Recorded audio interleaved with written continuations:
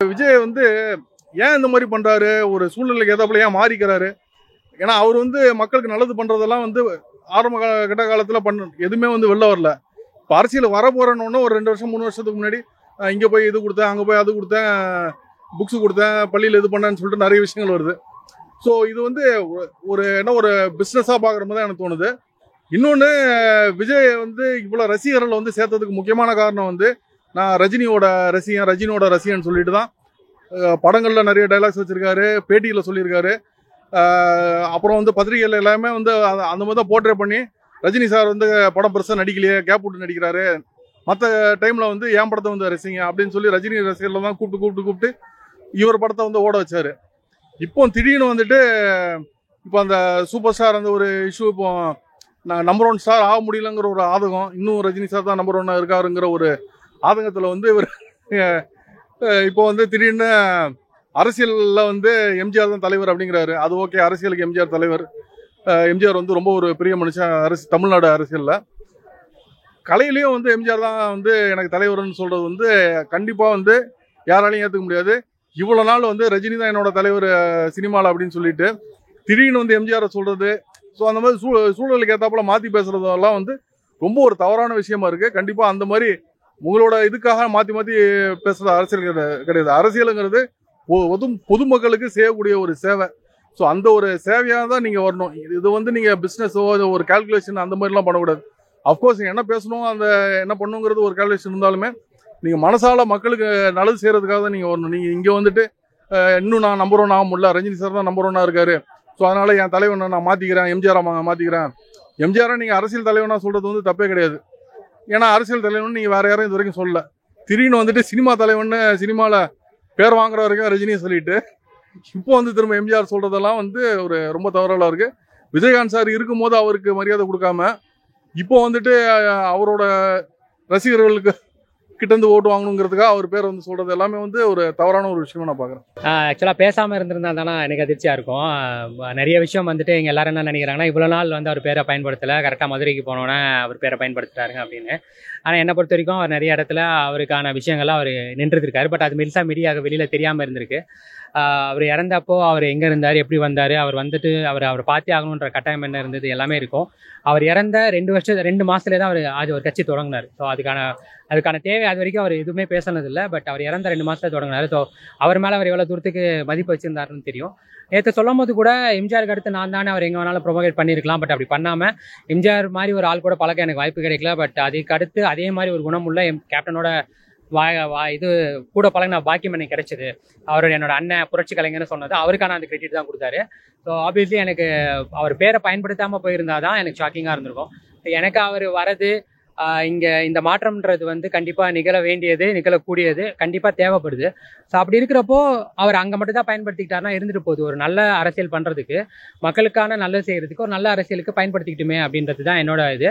அது விஜயகாந்த் இருந்திருந்தா கூட இந்நேரம் இவருக்கு தான் ஆதரவாக இருந்திருப்பாரு. ஸோ அதை தாண்டி நம்ம பெருசாக யோசிக்க தேவையில்ல. கண்டிப்பாக ஆட்சி அமைப்பார். அதாவது முதலையாவது எதிர்கட்சியாவது வருவாரான்னு எதிர்பார்ப்பு இருந்தது. பட் இன்னைக்கு உள்ள ஆளுங்கட்சி மற்ற கட்சிகள் வந்துட்டு அவருக்கான அந்த வாய்ப்பை ஏற்படுத்தி கொடுத்துருக்காங்க.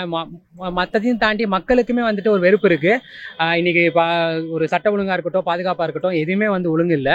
அதையும் தாண்டி மக்களுக்கு வந்து தினசரி வருமானமே வந்துட்டு எவ்வளோ அதிகமாக அடிவாங்குதுன்றது லஞ்சத்தினால அவங்களுக்கு அதுவுமே வர மாட்டேங்குது. ஸோ ஆப்வியஸ்லி மக்களுக்கு ஒரு மாற்றம் வேணும். அவர் நல்லது பண்ணுறாரா கெட்டது பண்ணுறாரெல்லாம் தாண்டி மக்களுக்காக வராரு. ஸோ அவருக்கு எந்த விதமான தேவையும் கிடையாது அரசுக்கு வரணும்னு.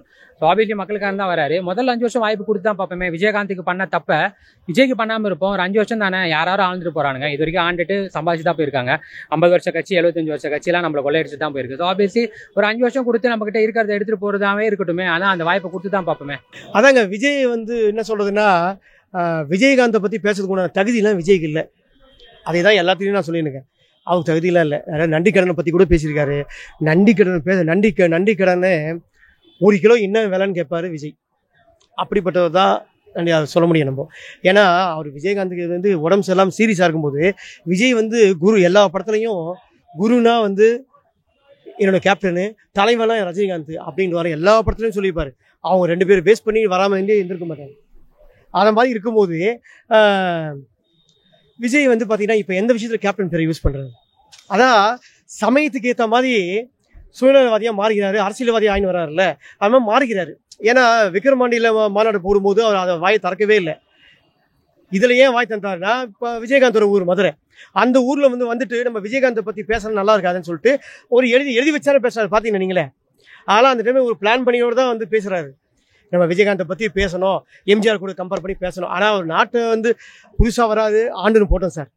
ஆனால் ஏன்னா பழைய பிரிச்சாலையும் ஒழியணும், திமுகவும் ஒழியணும், ஏடிஎம்கேயும் ஒழியணும். காலங்காலமாக இவங்க 2 பேரை தான் நாட்டை ஆண்டுங்கிறாங்க. நாடு குடிச்சராக போயின்னு இருக்குது. அதுக்கு புது ஆளுங்க வரணும். அதே சமயத்தில் இதையும் நான் சொல்கிறேன் கேளுங்க, 2026 விஜய் வர விடலைன்னா, புது ஆள் வரலைன்னா, அதுக்கப்புறம் இந்த நாட்டை யாருமே காப்பாற்ற முடியாது. எந்த புது ஆள் வந்தாலும் நாட்டை காப்பாற்ற முடியாது. அப்படி தான் நம்ம சொல்ல முடியும். அதே மாதிரி 234 தொகுதியிலையும் விஜய் ஆள் போட்டு நிற்க வச்சு ஜெயிக்க முடியுமான்னு தெரியல. அது ஆமாம், ஆனால் விஜய் நிற்கிற தொகுதியில் கண்டிப்பாக விஜய் ஜெயிப்பார். அதாவது 234 தொகுதியிலையும் விஜய் மனசில் பொறுத்த வரைக்கும் என்ன நினச்சிருக்காருன்னா, அவரோட முகம் போட்டால் போதும், நான் நிற்கிற மாதிரியே நிற்பேன்னு சொல்லிட்டு எல்லாமே ஓட்டு ஊந்துடும்.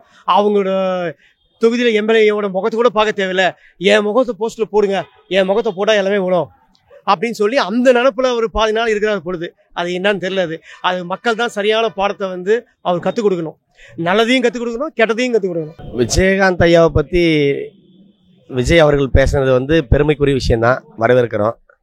என்ன ஒன்று, அரசியல் ஆதாயத்துக்காக பேசாமல் அவங்க அப்பாவுடைய இயக்கத்தில் நிறைய படங்கள் நடிச்சிருக்காரு புரட்சி கலைஞர் விஜயகாந்த் அவர்கள். அவர் மேலே மிகுந்த மரியாதை பாசம் இவருக்கு உண்டு. அண்ணான் தான் நடிச்சிருக்காரு. சின்ன வயசு கதாபாத்திரங்களில் விஜய் சார் ஒர்க் பண்ணியிருக்காரு. அதெல்லாம் போக மரணத்துக்கு ஐயாவுடைய மறைவுக்கு வந்தார். கொஞ்சம் லேட்டாக வந்தார்ன்ற ஒரு வருத்தம்லாம் இருந்தது நிறைய பேருக்கு. எனக்கு என்னென்னா விஜயகாந்த் ஐயாவுக்கும் விஜய் அவர்களுக்கும் ஒரு ஒருங்கிணைந்த செயல்பாடு உண்டு. ஆரம்ப காலத்துலேருந்தே படம் இயக்குனதாகட்டும், நடித்ததாகட்டும், 2 பிரபலங்களான சினிமா பிரபலம், அரசியல் பிரபலம், இது 2 களத்துலையுமே ஐயா விஜயகாந்துக்கு அப்புறம் விஜய் அண்ணனும் இருக்காரு. எப்படின்னு கேட்டிங்கன்னா, சினிமாலும் அவர் பயணித்தார், அதுக்கடுத்து எதிர்கட்சி தலைவராக வந்தார். இவர் சினிமாலும் பயணித்தார், இப்போ ஒரு அரசியல் தலைவராக வெளியே வந்திருக்காரு. இது அரசியல் ஆதாயத்துக்காக மட்டுமே அவர் பேரை சொல்லி மதுரையில் ஒரு வாக்குக்காக ஒரு பேசின வார்த்தையாக இல்லாமல், உண்மையாக மரியாதைக்குரிய நபராக மனசில் நினச்சி இந்த அரசியல் உலகத்தில் இந்த பொதுமக்கள் மத்தியில் விஜயகாந்த் ஐயாவோட புகழ் நிலைநாட்டணுன்றதுக்காக பேசியிருந்தா மனசுக்கு சந்தோஷம். ஒருவேளை ஏதாவது எதிர்பார்ப்பில் பேசியிருந்தா அது ஏற்றுக்கிறதுக்கு மனசு வலிக்கும். காரணம் என்னென்னா, இப்போ விருதுநகர் ஒரு நாடாளுமன்ற தேர்தலில் அவருடைய மகன் நின்னார். ஒரு அரசியலில் மிகப்பெரிய ஒரு அடியெடுத்து வளர்ந்து வராரு விஜய் அவர்கள். அவர் நினைச்சிருந்தா ரசிகர்களுக்கோ கட்சி தோழமைகளுக்கோ மக்கள் இயக்கமாக இருந்த காலத்திலேயோ அவங்கெல்லாம் நிறைய செயல்பட்டாங்க. அந்த நேரத்தில் அந்த மக்கள்கிட்ட போய் பேசி மறைமுகமாக கூட ஒரு ஆதரவு தெரிவித்து அவர் ஒரு சீட்டு ஜெயிக்க வச்சிருக்கலாம். ஐயா இன்னைக்கு இல்லை, அவருடைய மகன் நிற்கிறாரு. சரி, அந்த குடும்பத்துக்கு நம்ம செய்கிற ஒரு நன்மையாக இருக்கட்டுன்னு ஒரு எம்பி சீட்டுக்காக ஜெயிக்க வச்சிருக்கலாம். இவருடைய பேராதரவு கொடுத்துருக்கலாம். எந்த வகையில் கொடுத்து, நேரடியாக மறைமுகமாக கொடுத்து அவர் ஜெயிக்க வச்சிருக்கலாம். அந்த வேலை இவர் செய்யலை. அதுக்காக நான் குறை சொல்லலை, அவரை செய்திருக்கலாம். ஒரு எதிர்பார்ப்பு தான். இப்போ இந்த இடத்துல இவங்க இருக்காங்க, இவங்க நினைச்சா செய்ய முடியும் அப்படின்னும் போது அவங்க செய்யலாம் இல்லையா? யார் வேணாலும் செஞ்சிட முடியாது. விஜய் ஐயாவுக்கு அந்த ஒரு வாய்ப்பு இருக்குது. ரசிகர்கள் பட்டாளம் இருந்தாங்க, அவங்களுடைய தொண்டர்கள் இருந்தாங்க, செய்திருக்கலாம். அப்போ ஒரு தேர்தலில் அவருக்கு உதவி பண்ணல. அந்த குடும்பத்துக்கு இவர் என்ன எதிர்காலத்தை செய்ய போகிறாரு நமக்கு தெரியல.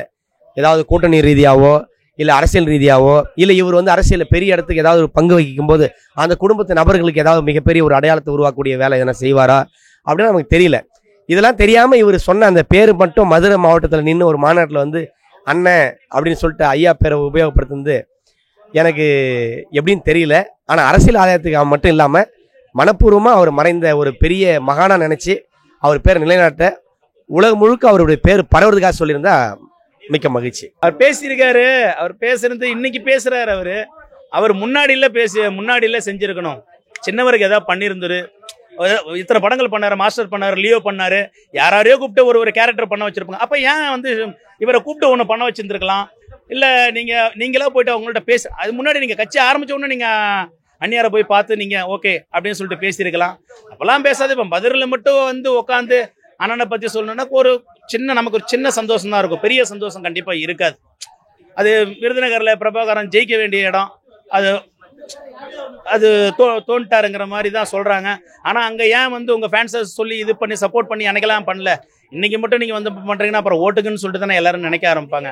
அது ஒரு சின்ன ஃபீல் தான். ஏன்னா சின்ன வயசுலேருந்தே கிட்டத்தட்ட நீங்கள் நிறைய படங்கள் ஐயாவுக்கு சின்ன வயசாக நடிச்சிருக்கீங்க. அது நடிச்சிருக்கேன். உங்கள் மேலே செந்தூரபாண்டியில் வந்து உங்களுக்காக வந்து பண்ணி கொடுத்தாருன்னா சார் சொல்கிறாரு. அப்படிங்கிறபோது அப்போ நீங்கள் வந்து ஒன்று பண்ணி கொடுக்கணும்ல. கேட்டு செய்கிறது உதவி கிடையாதுங்க, கேட்காம செய்கிறது தான் உதவி. அது நீங்கள் பண்ணுங்கிறது தான் எங்களுக்கு ஒரு சின்ன வருத்தம், வேற ஒன்றும் இல்லை. எல்லாத்துக்கும் பொதுவானவர் தானே.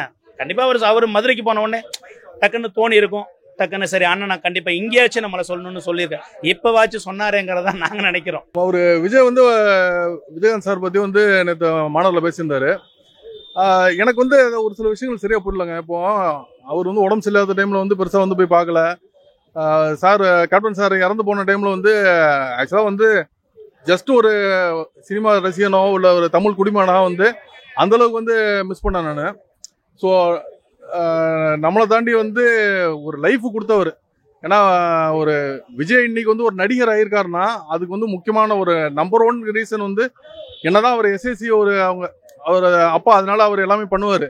பட் விஜயகாந்த் சார் வந்து ஒரு பெரிய ஒரு நடிகர். அந்த ஒரு டைமில் அந்த செந்தூரபாண்டியன் படம் வந்து கொடுக்கணும்னு அவசியமே கிடையாது விஜய்க்கு.